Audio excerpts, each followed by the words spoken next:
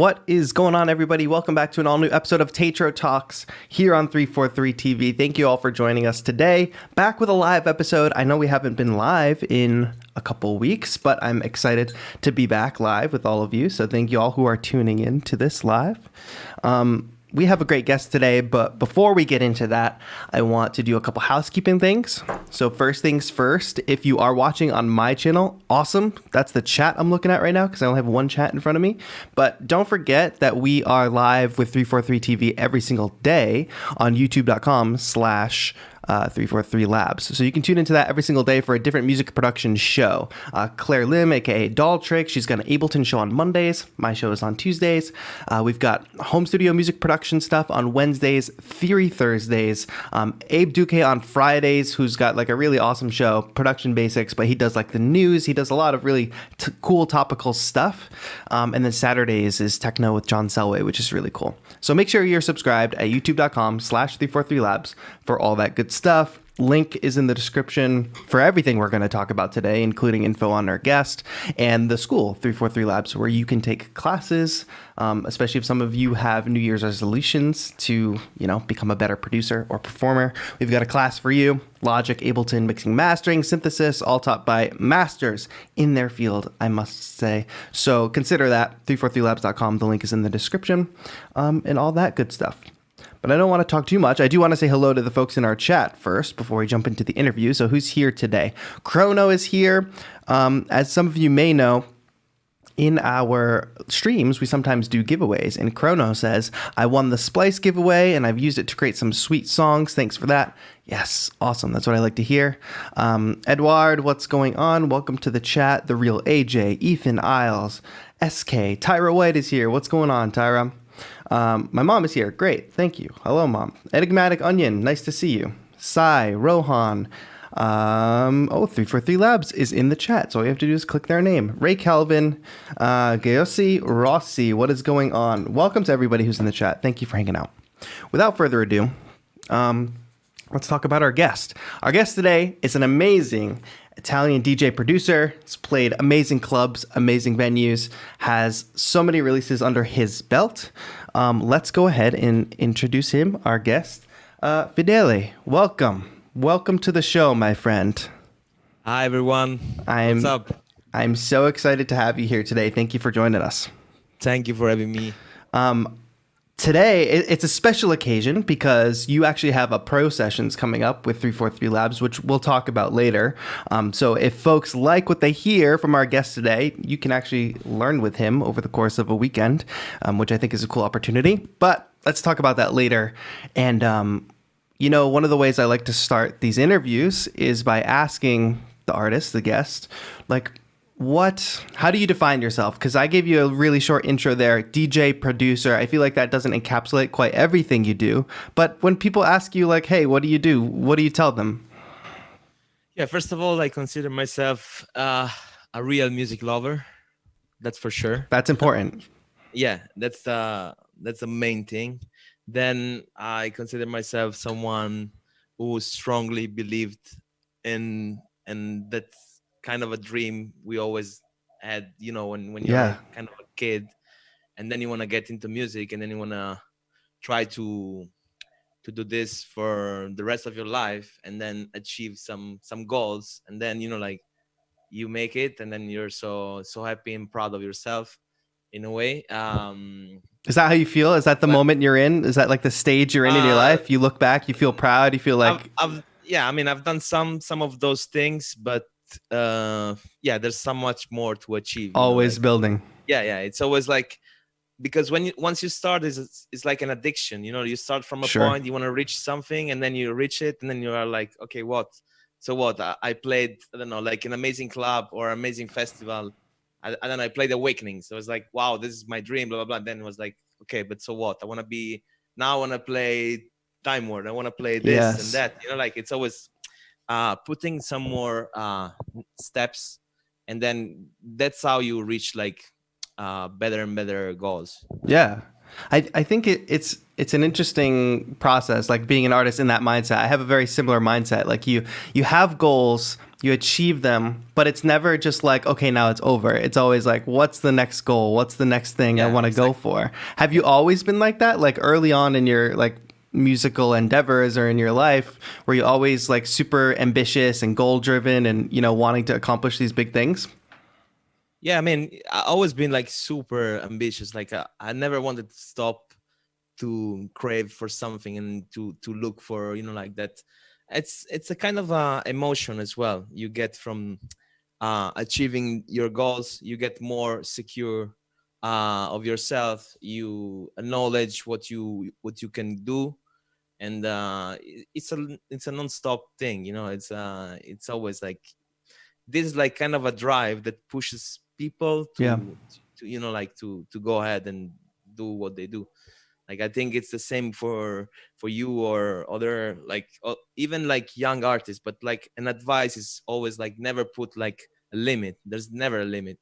I never would have imagined, like I come from Italy, Yeah. which is like super small city, and then, you know, like someone calls you to go play in Australia. For me it was like Mind impossible. blowing. Yeah. Yeah, I was like, it's really happening. Yeah, it is. I mean, that means that there's never like really something that you cannot do. You just have to believe and go for it, like no matter what, you know, like you have to Yeah. make it. Let's talk about how all this started because I look at your setup there. You've got all your cool gear.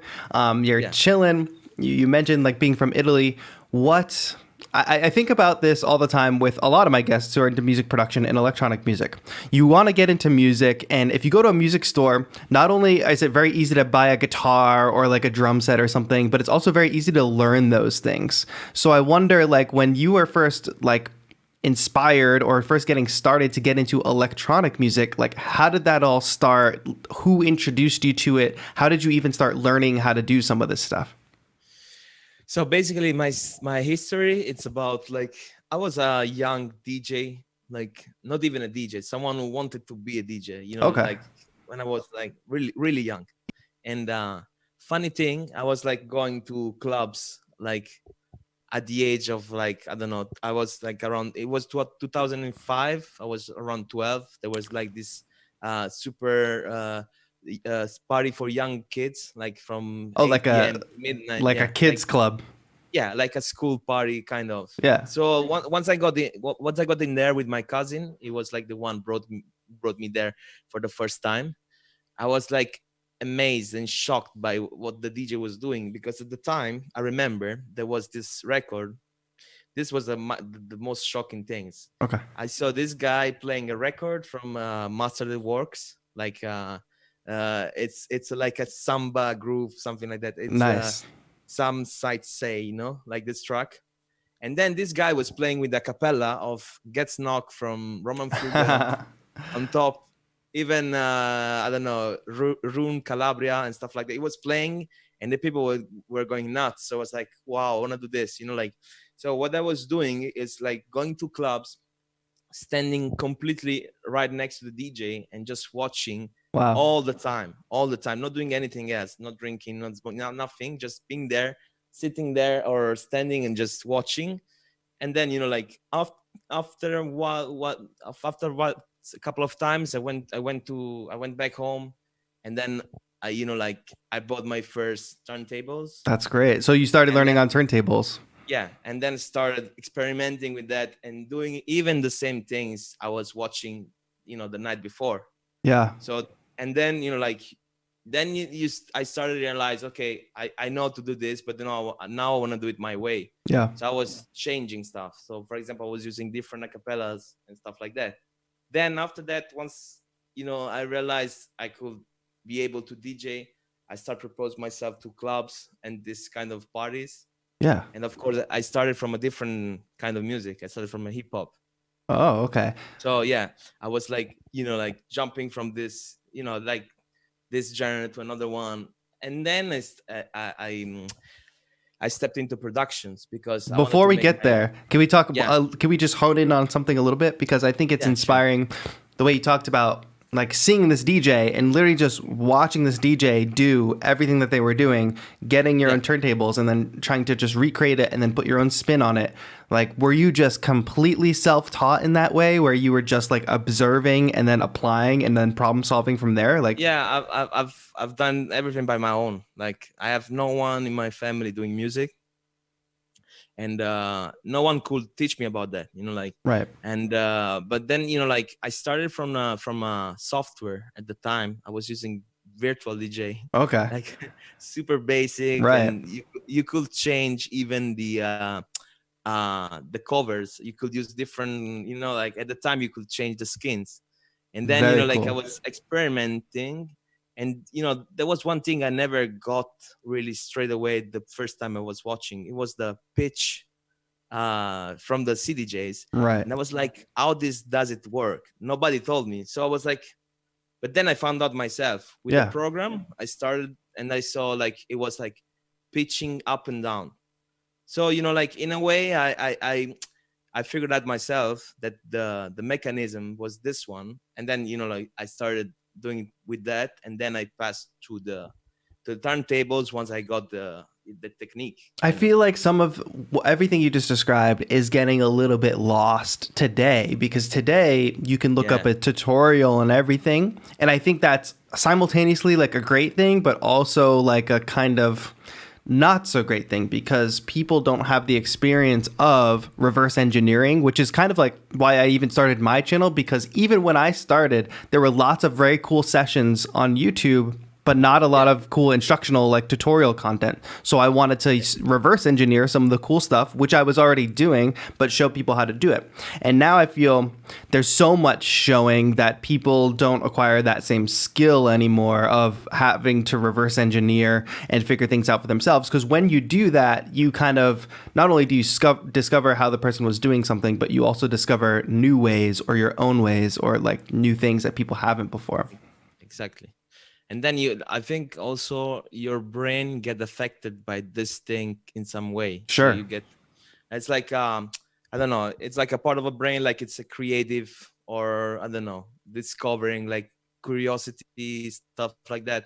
It gets bigger and bigger. And this, you know, like this thing helped me out a lot in the production as well later on, but I will tell you more like about how I use this kind of things also in the production, because everything is about figuring out. I mean, if you figure out yourself, it's better in a way, you know, like, absolutely. Of course it's easier when someone tells you, but if you reach that level that you know how to do it by yourself, you're gonna feel even better and prouder of yourself. You know what I mean? And it's just easier to get stuff done if you don't have to rely on anybody like showing you how to do it and stuff. Let's talk about that transition though, from DJ to production world. Yeah, this was like kind of obvious, I think. Like, of course, once you start playing around and, you know, like, you want to get into production, you're like, okay, I want to make my own record, my own tracks. So, you know, like, at the time I had no one still to discuss with and to see how you could produce the record. So I didn't even know which was the process, like which software, or it was a machine. I didn't know anything, zero. So I don't know how. I think I was a little bit older then, and I met a DJ who came to play. It was a guest DJ. And then I was switching already to the, like, the regular parties, you know, like from midnight on. And then, you know, someone told me about Reason, the software. Got it. So I was like, okay, now I need to get this. Yeah. And I've downloaded Reason, and then there was like this super weird, complicated thing for me. Right. No tutorial, nothing online. It could be like crazy. But then, you know, like, you figured out it was also exploring the software. There was a mixer. Then you can plug and wire cables as well. And then you have these machines. But yeah, after playing it around with it a little bit, I started making some stuff. Of course, they were like super shit because it was just the beginning. It's your first, it's your first productions. Yeah, but in the end, you know, like, I was always satisfied because it was always It's the work in best you progress. can do at that time. Yeah, but Can you talk more about that? Because I talk a lot about that too, where it's like beginners, I feel like, can get very easily discouraged if the first thing they make isn't amazing, like isn't like what they wanted to. But if it's the best you can do at the time, like that's progress for you. You can't compare yourself to like the records on the radio and stuff like that. well, I mean, I know, but sometimes our minds gets lost. You know, like Totally. you think you get sit on the computer, and then like this, you have a hit. You know, like coming up from the sky. You know, like True. But it's a lot of work.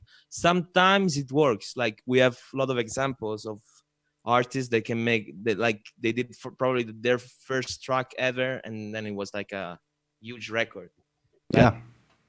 It's a combination of things. It's many, but you know, like I think we all should be happy on with what we can do at the time where we are at now. But of course, we never have to be. If you want to reach a better level, we have to work for it. You know what I mean? Like we have to really push and spend time, and you know, like hitting our heads on the wall until, you know, like sometimes I have this, you know, like sometimes when I want to reach, like I want to make a track perfect or bigger, and you know, like I stay for weeks, and then until like there's blood coming up from my ears, you know, like, but that's because, you know, like I want to reach a good level, you know. Totally. But then of course, like beginners, like once they do it, like it's okay, you know, like it's a path. You're not starting from, you know, nobody, you know, is born with all the knowledge of this world. You have to create a kind of a baggage behind your back. Yeah. What kept you going during that? Like, what kept you from getting discouraged? And what, like, you seem like a very positive guy with a very ambitious mindset. Like, where does that come from? Because a lot of people can get very easily discouraged, but you seem always goal driven, but then always also acknowledging like your own progress and your own journey, like absent of any comparison. Like, it doesn't seem like you spent much time comparing yourself to anybody else during this journey. Yeah, well, I mean, and I try to not compare myself to anybody else because I want to, first of all, try to sound different than anybody else. Sure. Find my own way. But then also about the figuring out things by yourself, I also figured out that all the best producers, all the best artists, they all have something in common. They all sound unique. So instead of, like, for example, making tracks, I want to, you know, like sometimes, like back in the days, I even started projects like watching what others were doing and trying to do the same, to emulate a bit, to get even a bit of inspiration. But then I stopped doing this because you could get always super close to the reference track or whatever. But then the goal to be successful and unique is to find out yourself, your own way of making your own music. Like you have to sound like yourself, not like anybody else, you know. Totally. So you have to learn, and you have to build your own method of creating something, like using your sound that you create by yourself, and I don't know, having a different way of arranging a track, or I don't know, anything just that can make you unique. That's the goal. Yeah. The goal is not just to finish a track, it's to make a special track. Anyway, anytime, I think. That line is perfect. It's not to just finish a track. It's to make I think a lot of us get caught up in just finishing a track sometimes, instead of making something special that is inherently us. That's really cool. We have a very nice comment from Francesco Franco in the chat. It says, I have known Fedele since I was little with the Agents of Time. He is known here in, how do I say this city? Puglia? Bari? Puglia. Because he has created a new musical movement of new music. I wish him a full life of music. That was a very nice compliment. Thank you. That's amazing. Yeah. And if anybody else has comments, questions, please do drop them in the chat. My chat got a little bit delayed, but I'm back up. So thank you all, the folks who have just kind of hopped in and joined. I appreciate you. I see you all. Thank you. Ask your questions, and I will relay them for sure. So that's very, very inspiring. You're getting into production. How do these two worlds fit together? Because sometimes it can feel very separate. Do you feel like learning the DJing aspect first and then going into production was good for you? Like, was that a good process, a good way to go about it? Well, it was really a key thing to make it a bit different. Yeah. So like I started like DJing, but at the same time, I was also like kind of helping this kind of. It was a crew of people where I was supposed to be DJing, but it was not always like that. Yeah. You have to struggle and stuff, but still, at the time you could breathe a bit of club structure, so you could like you could see DJs and artists and blah blah blah, and then this made me seen so many, for example, live acts or DJs. So even like experiencing what would be a record that could really work on the dance floor. Yeah. And this, in a way, I put this knowledge and background into my music, and especially into my live set when I was playing with Agents of Time. Sure. So the difference was simple. Like sometimes you have people who makes this kind of live sets, but then at some point it gets boring. Right. That's because there's not that much interaction between the artist and the crowd. While once I've built my setup with them, it was we were aiming just for having like a super interactive, and like there was the goal was to build a setup to make a live that was like closer to a DJ set thing. It Right. was giving us a lot of opportunities to interact with the sound and of course with the crowd. I was in the middle at the mixer, so I could decide which sound that's to go in, which sound that's to go out. And I was even reading about some books and stuff, and I found like back in the days a really interesting tip about the neural and neurological things and the music. Yeah. And there was this thing about the drop. Why the drop it exists? Yeah. Because, why does the drop exist? Tell us. Yeah, the drop I mean, it's everything is physical and it's science. So basically, we have a membrane in the ears that decompress once we get like how you say enough pressure of sounds. So this membrane compress. Yeah. So the drops works like this. Once you cut off the bass, this membrane, it relaxes itself. Yeah. It's like this, and it relax. And then at some point when the bass comes in again, this is like shrinking like this. And this effect brings you adrenaline in the body. That's great. I love that. I love hearing that. It makes so much sense. So it's a real physical how you say reaction. Yeah. Which is like, you can apply in the drop. You have, that's why I always used to kind of filter the bass up. Yep. As much as I can, and then it comes stronger. Yeah.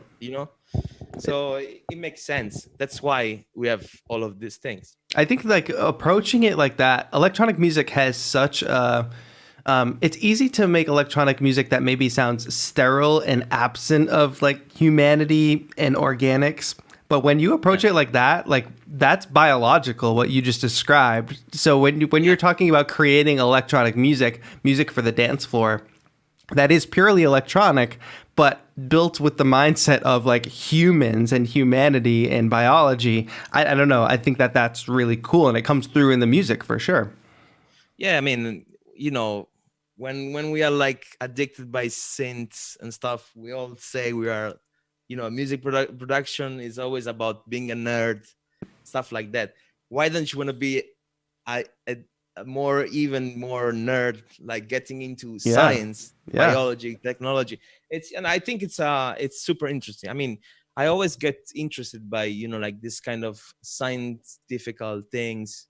And yesterday I was on the Instagram and I saw like the first neural synthesizer. Oh, wow. It was like, it was crazy. It was a page, I don't even remember, but like you have these machines that there was a drummer playing with a microphone. It was sending inputs like via microphones, and there was a big modular system interacting and responding to what he was doing. Wow, that's It was crazy. insane. I'm Yeah, it I'm was sure insane. you'll be one of the first to bring something like that to the club. Yeah, I wish. I mean, you need to have time. This guy like dedicated, I think, 12 years of his life Wow. doing this. Like it's not that easy, but yeah, it's interesting. I really find it interesting. Yeah, for sure it is. Folks in the chat asking about links. I have links to all Fedele's. Like he's got a link tree, so I put that in the chat, which is cool. So you will find anything that you want to see, any platform you want to listen to or watch. I recommend opening it up in a second tab, listening while we do this interview. I think that is a good approach. But yes, Boris in the chat also says bass drops cause dopamine levels to raise in the brain. Yeah, I think it's so much happening during the drop of a song. Like it is that biological reaction that you just talked about with the membrane in the ear, but then it is also like the psychological, like the tension and release of the music all at the same time to just, really make some magic. I wonder if you have any stories from the club days back when we, were able to go outside and go to clubs and play clubs and things like that. You have any very cool, exciting stories of like a set you played and you're just killing it, or like what made it so great? Like any cool stories from the life on the stage? Yeah, well, I mean, like there are like some really cool stuff, like really cool nights. I remember, but this is just really, really like an old memory. It feels like like it's so long.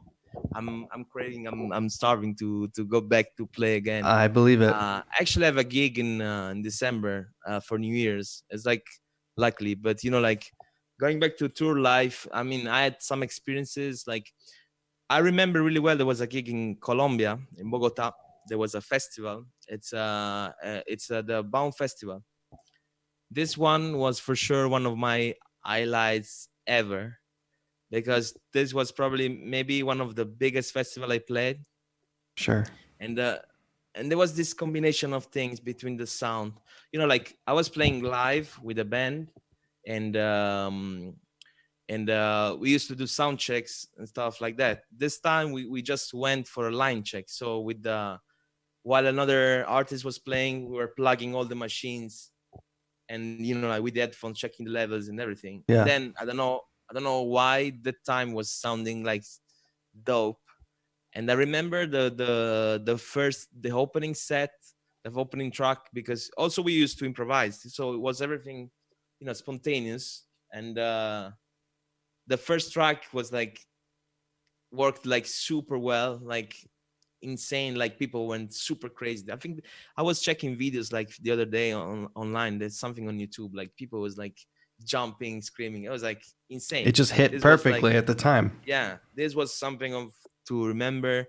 There was another time when I played Fabric in London. I remember there was a drop we did in the main room. I remember like the club seems to me from the stage it was going down, like people was jumping, and this was crazy.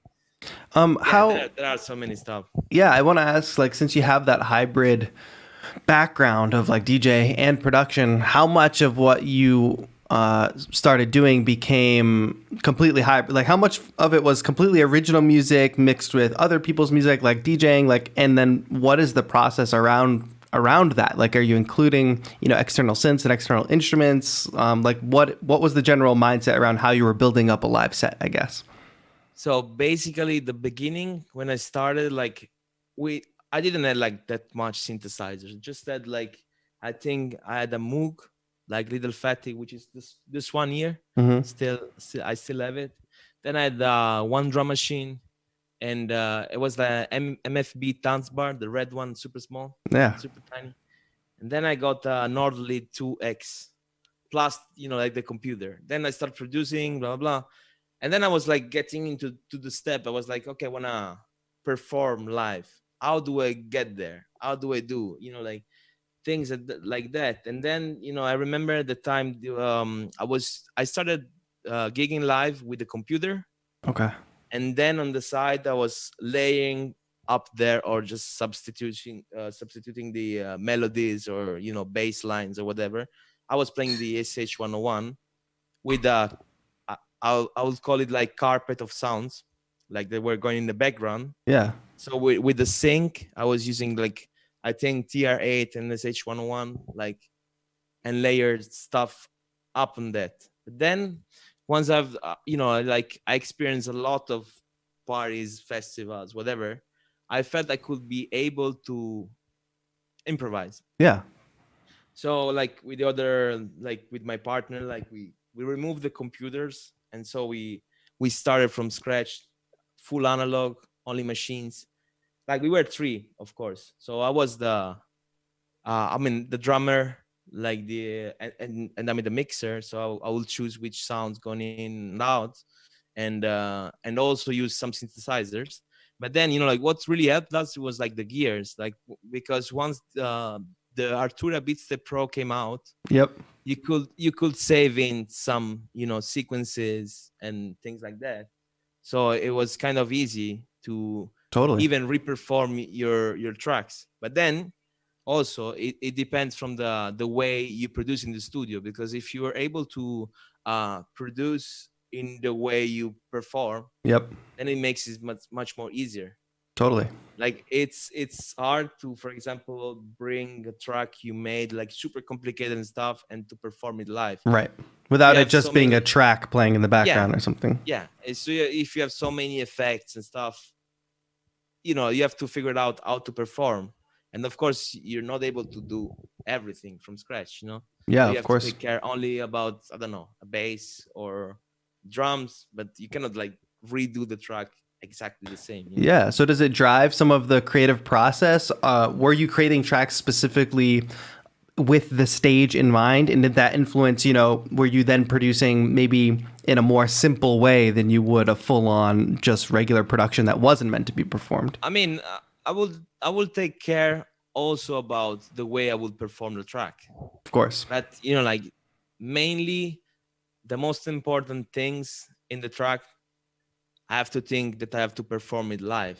Yep. But this is always a matter of, for example, once you get to a certain level and you want people to recognize your tracks, then you have to do it. But if you're, like if you wanna just play live in a club, that's fine. You can do whatever you want. But like I'm talking about when I did like gigs for 10,000 people, on the stage, and they know my track and they wanna hear it live. So Right.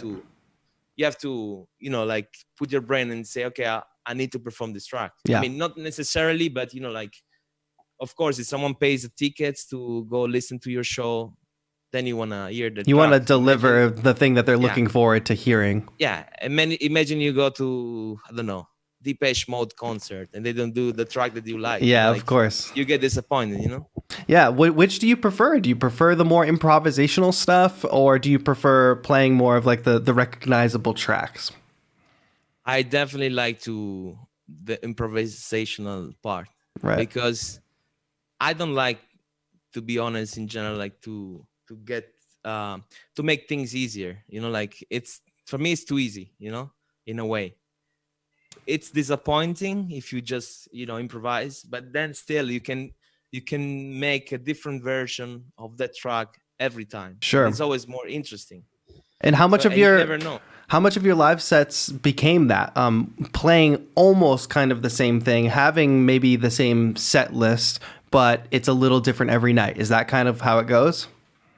Well, there was a time that we performed for 12 hours live. Whoa, that's a challenge. Yeah, and there's a full video on YouTube. You could watch it. There's nothing, that's amazing. I mean, there was something prepared, but of course you could see there was so much just came at the moment. And I can tell you, like after 3-4 hours playing live or DJ, whatever it is. Yeah.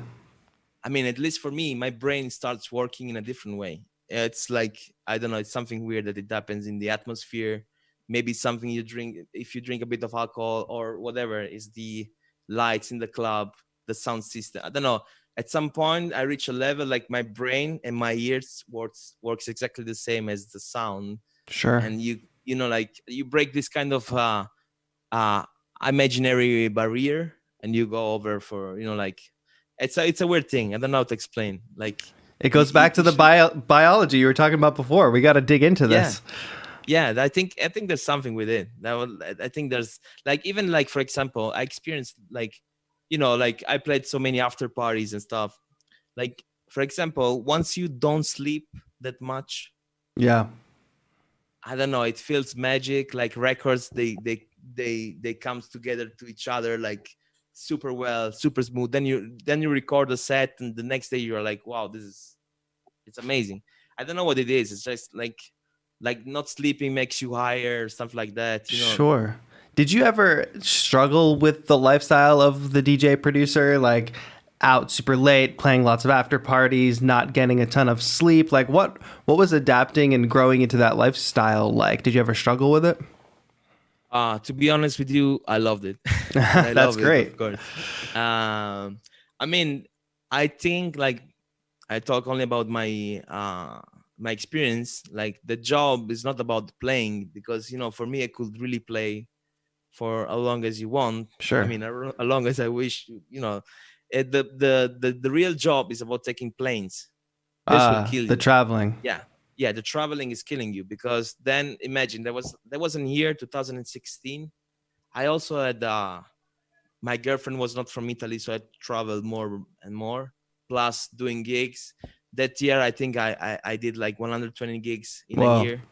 Yeah, and plus like moving for different reasons. And then imagine I lived in Bari, in the south of Italy, which is not the main connection, so you have to do Bari, Rome. Right. So every weekend it was like 4 flights and stuff. I made a calculation; it was about 400 flights in a year. Yeah, you must really love what you do. Yeah, but that was tough, like, because like then you're all the time on the plane, restaurants, hotels. I was that year like I think 30 days home. That's it. Wow. In a year. So like that feeling, it can make you sick, like in the head, even like I want to stop with it, or you want to take a break. Sure.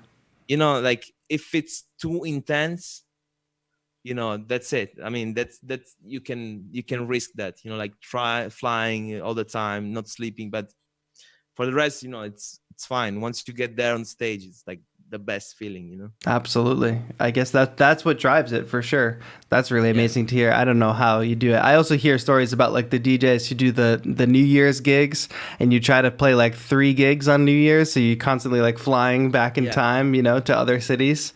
That's just crazy.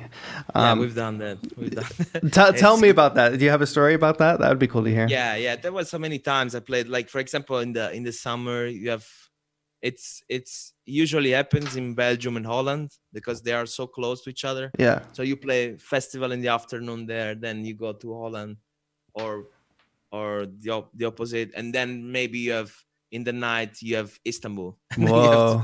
you have to do 3 gigs in a day, which is for me it's insane, but also you don't realize anything. Because you don't have time. So fast. Yeah.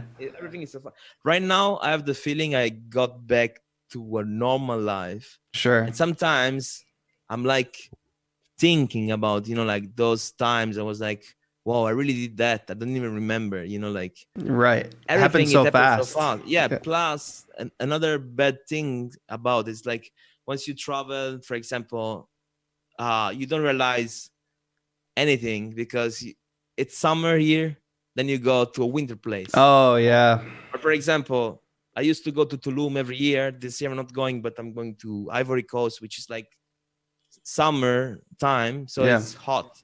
So you get there, and then you're not living the winter like properly. Right. And then you don't know what's happening. It's a weird thing, like. For sure. You can get lost with it. Are you completely like dying to get back to it because things have been just so on hold?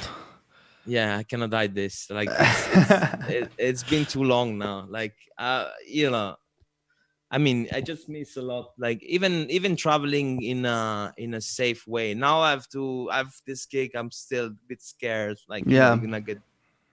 You have to be careful. You cannot hug people. It's not easy. But I'm definitely missing it. Like, Cool question from from the Max Wild in the chat. Did you feel it was important for your career to play that much, to gig as often as you did, or were you doing it for financial reasons? Like, did you ever get to a point where you're turning gigs down, or you just loved it, so you kept taking them, or Yeah, well, I mean, I shouldn't be saying this, but I never cared too much about the money, because money always like came and went away, because like these are all where my money at, like Sure, records, comes in and synths. then it goes into the Yeah, synths.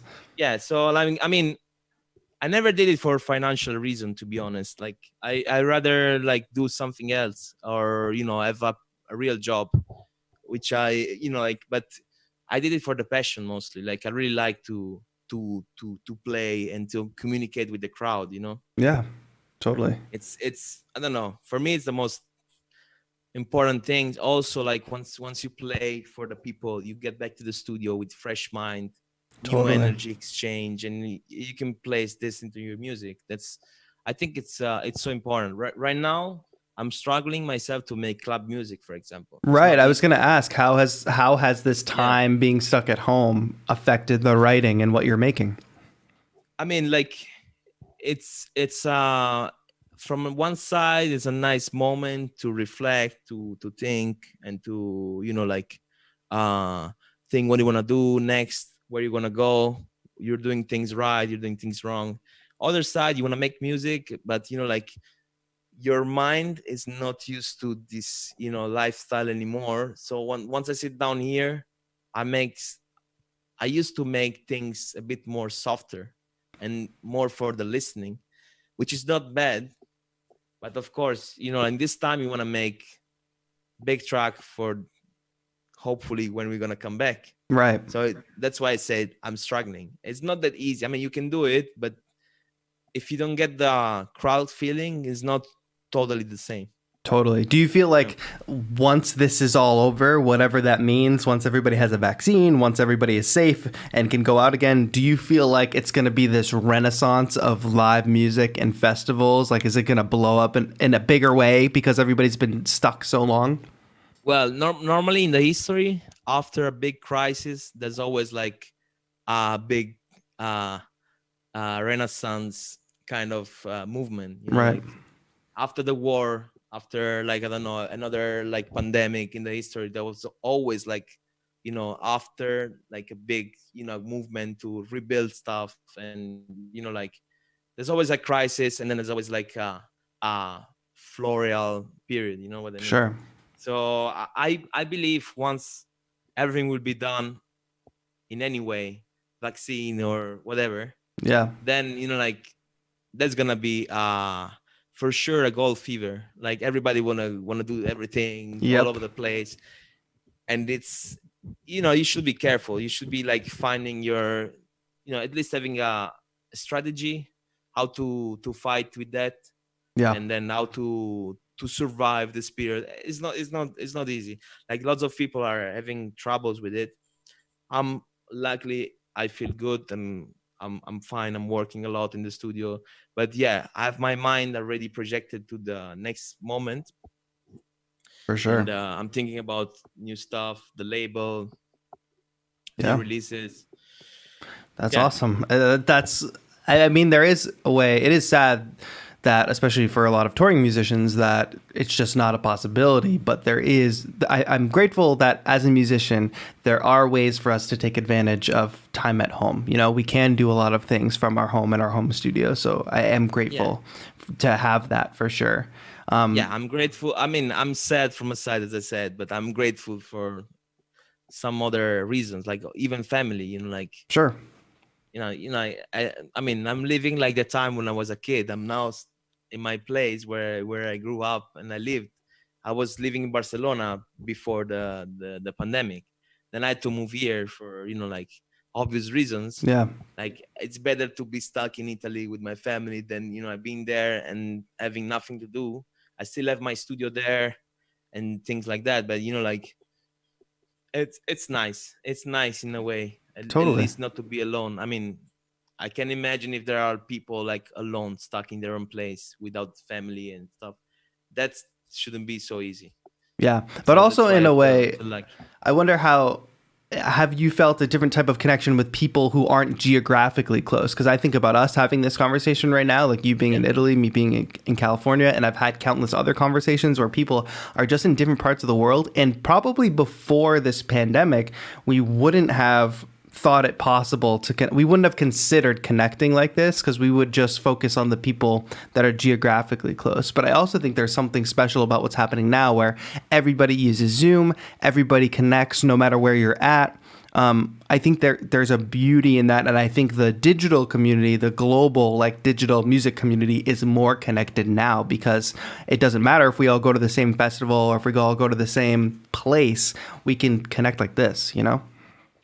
Yeah, I mean, like for sure, this period like cuts down like all the distances, like even more, and it made it like, you know, like the online things are they got developed like so much faster, you know, like so you have less distance, and you know, like everything it can happen so fast right now. Like after this period, you know, like I think we will still be using all these tools. Sure. I mean, I think we in the industry, we were already using this, because you know, like for example, I had my manager in Berlin or Barcelona, and we had to, in a way, having meetings online regularly. Like sometimes you could fly in and meet them, or for example, once you have Sona or this kind of festival or AD, then you have like proper meetings. But in the meanwhile, you have to be in touch with your agency, with your booker, with your manager, blah blah.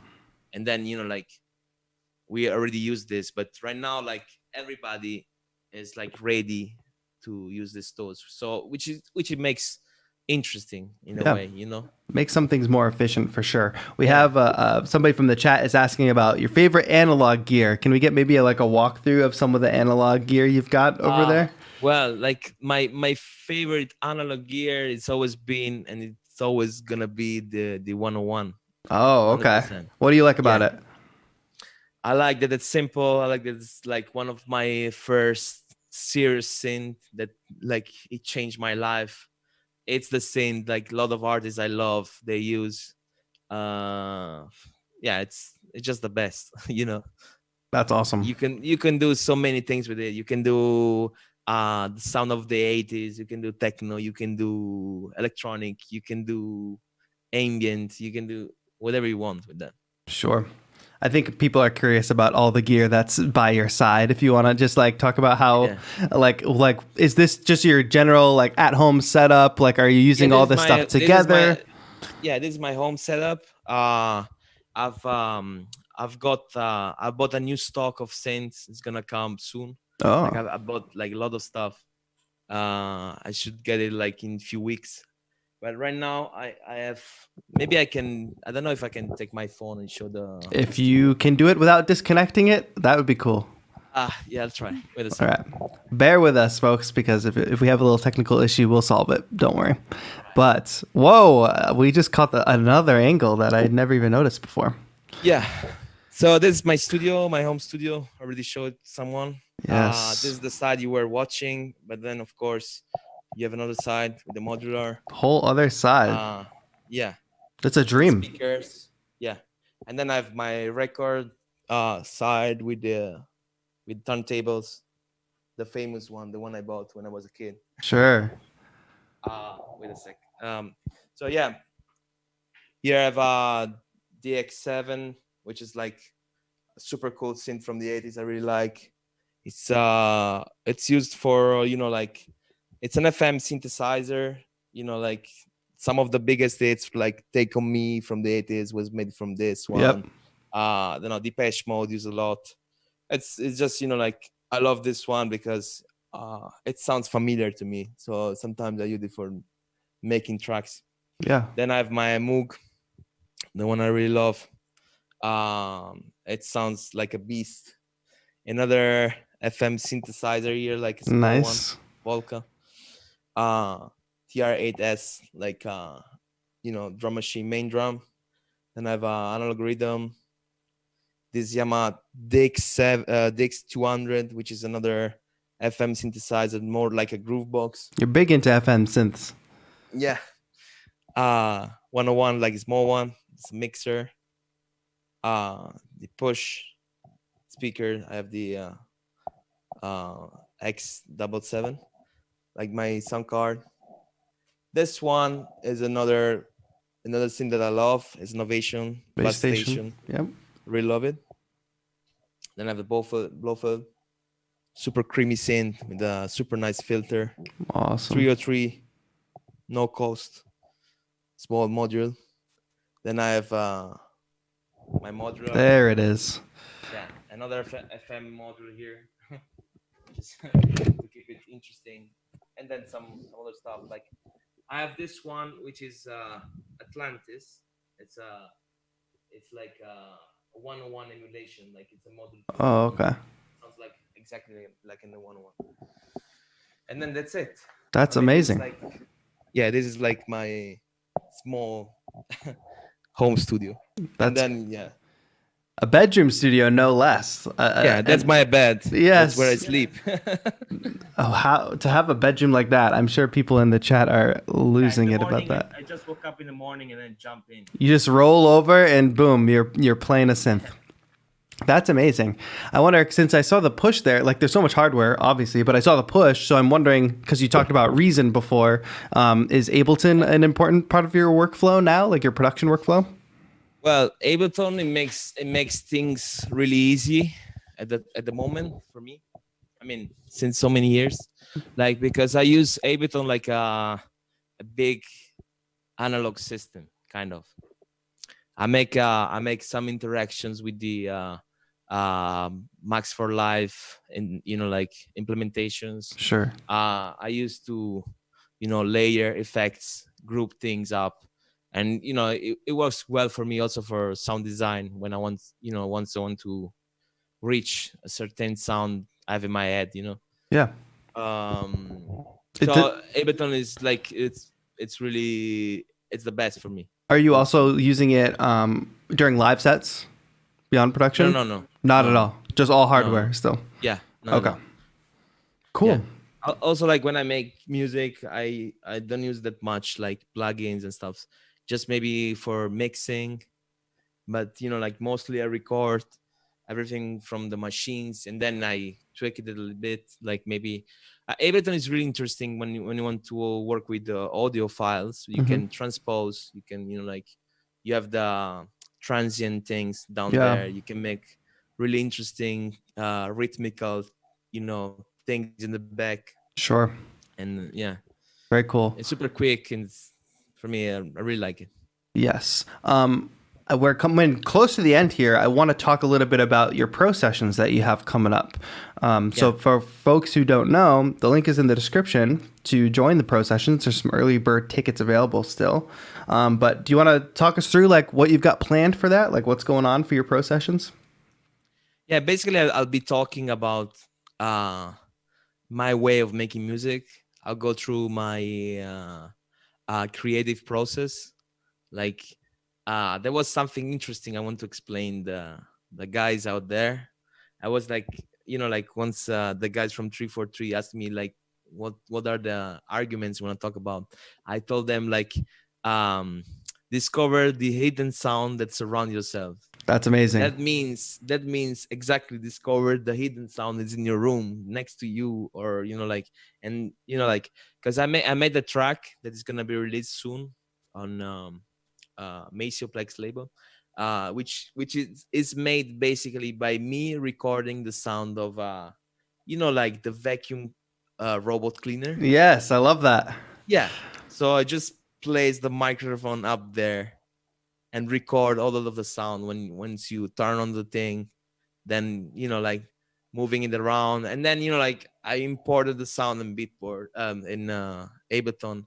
I tweaked it a bit, then adding some effects on top, and then I made the track, which is really special to me because it was a kind of it was a kind of moment that was a bit angry and blah blah. Then this came out, and then it was like, oh, this is interesting. So this is like for sure like an interesting kind of topic to talk about, because sometimes like once you're like a new producer, young, you don't know from where to start, but the possibilities are like really a lot. There's Yeah. there's a never ending, it's a never ending thing, you know, like you could go from, you know, you could even record your voice. And you know, like you have so many, I think. It sounds like it's perfect for folks who are, you know, locked inside and need like some inspiration. Also for some beginners that need help unlocking the sound, but also not exclusively for beginners too. It seems like anybody who kind of needs some inspiration and is curious about your workflow and how you create your music. It sounds like those people would all be very interested. So folks can check out the link in the description. It's this weekend, right? It's coming up. Yeah, it's Saturday and Sunday. Saturday and Sunday. 2 hours, 2 days. Great workshop. I'm really looking forward to it. You know, like you know, it's good for me to make a difference in the activities I do from my place, making music, but also like explaining and sharing the knowledge with the people. And it's interactive too, which I think is great. Yeah. So people could ask me things, and you know, like I was always like a bad opinion about showing the secret and stuff in my studio. But then in the end you have to be good yourself, and then always like reinvent yourself. But so I thought, why not? I can, you know, like it's okay to share things with the guys. Absolutely. So they can be creative and then make their own. They're always gonna be themselves, you know. It's just, you know, a matter of sharing methods and ideas. Yeah. You know. I'm here for it. I'm so happy to hear that. Make sure you all check out the link in the description for the pro sessions happening this weekend. If you're watching this later for whatever reason, we'll have a recorded version of that up as well that you can get as in addition to the live version. But Fedele, thank you so much for this interview. Thank you, buddy, for having me. This was very inspiring. Yeah, and it seems like lots of folks in the chat are finding it interesting and insightful. So I want to take a minute and thank everybody who stayed and watched today. Thank you all so much. And make sure you do check out that link. All the links that you need are in the description. We've got the link to the pro sessions that's happening this weekend. Early bird tickets still available, so I suggest you sign up for that soon. All of Fedele's social links and music links are in that Linktree link in the description down below, as well as a link to 343labs.com where you can take other classes in addition to our pro sessions. Once again, thank you so much for being on the show. I really appreciate it. Thank you for having me, buddy. And thank you for everyone to watch it. For watching it, and see you this weekend. Yes. See you this weekend in the pro sessions, and also see you tomorrow for another episode of 343 TV in the hybrid home studio with Louis Beck. Thank you all so much for watching. Have a good one.